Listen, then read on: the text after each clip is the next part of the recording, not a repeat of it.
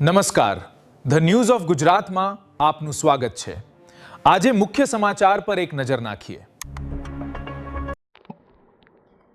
રાજસ્થાન નાગરિક સહકારી શરાફી મંડળીની પ્રથમ ચૂંટણીમાં ભારે ઉત્સાહ, વિકાસ અને સદભાવના પેનલ વચ્ચે સીધી ટક્કર।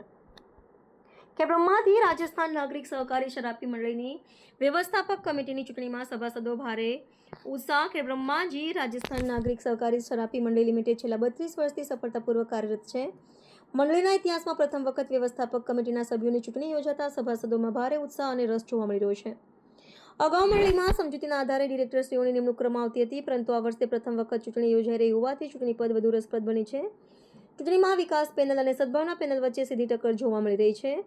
મંડળીના કુલ 1162 સભાસદ ભાઈઓ અને બહેનો પોતાના મતાધિકારનો ઉપયોગ કરી શકશે। ચૂંટણીમાં કુલ 19 ઉમેદવારોનું રાજકીય અને સામાજિક ભાવિ મતપેટીમાં સીલ થશે। બંને પેનલો દ્વારા સભાસદોનો વિશ્વાસ જીતવા માટે સતત સંપર્ક અને પ્રચાર કરવામાં આવ્યો હતો।